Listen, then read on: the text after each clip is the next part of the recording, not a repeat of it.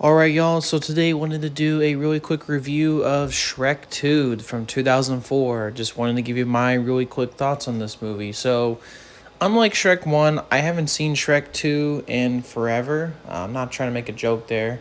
Um, and it's been quite a while. So, going back to this movie was definitely a bit of a nostalgia trip. To overall give you my opinions on Shrek 2, though, it's a pretty great sequel to the first one. It continues many of the highs that the first one had, while also building new characters, introducing new stuff, and just overall telling a pretty compelling story. And it also has some pretty great, iconic moments. It's an old movie, obviously 20 years plus, but I still think it looks, for the most part, pretty good. And I think this is a pretty solid sequel to the original. So, regardless, let's get into my thoughts on Shrek 2. So, to start with the pros, I think number one, the humor is absolutely hilarious with this movie. I love the first movie's humor and how raunchy it got. It kind of is pretty much the same here. I would say that it's really hilarious. There's some absolutely funny jokes. What I really didn't notice this time around was just there was a lot of surprising references to stuff that I didn't exactly pick up. Like there's a Puss in Boots. He mentions I hate Mondays. That's a clear reference to Garfield. I never knew that as a kid. So I really enjoyed the fact that there's a lot of really cool references and the jokes are pretty great.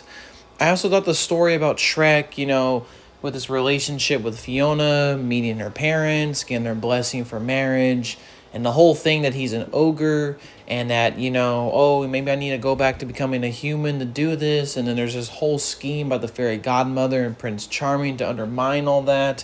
And basically, it's a test of their relationship, their test of true love for each other, which eventually, Shrek and Fiona get back together. By the end, they get married and they prove their love for each other, which is really great. And there's a lot of great themes about love and marriage here. And I thought it was all really well, kind of really well done. Also, the voice acting. Voice acting is great all around. Mike Myers does a great job. Eddie Murphy does a great job. A lot of great voice actors here, and even some new ones that are brought in, like Joey Andrews is really cool, and also plenty of the new characters here. There's a lot of really, really great characters here. For example, I really enjoyed Puss in Boots. Obviously, he would become an iconic character, eventually having his own spin off series. He's really great, and he's a major new addition in this movie, and I think he was really, really funny.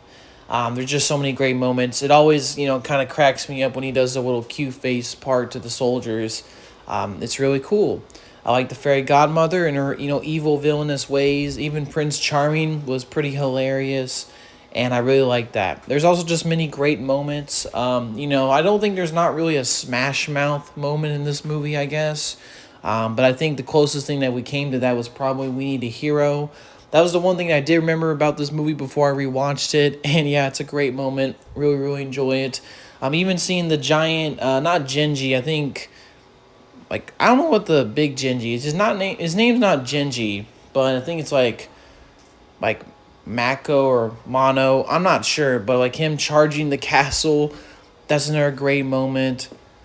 There's just a lot of really cool things and good reveals.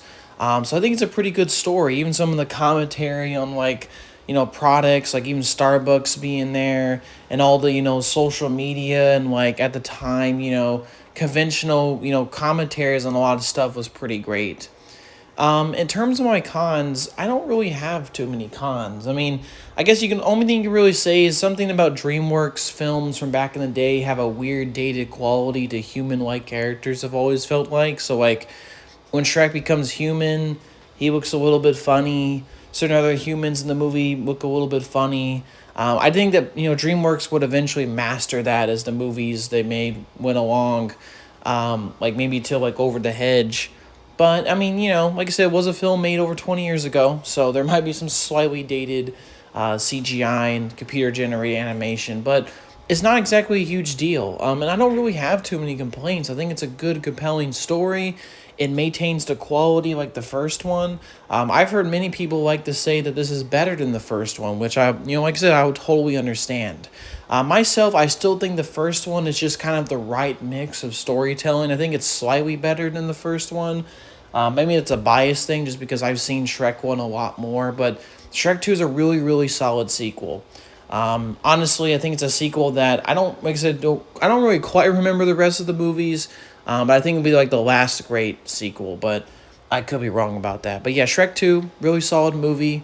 If you haven't seen it, definitely go check it out. But yeah, hopefully you have a good day in peace, y'all.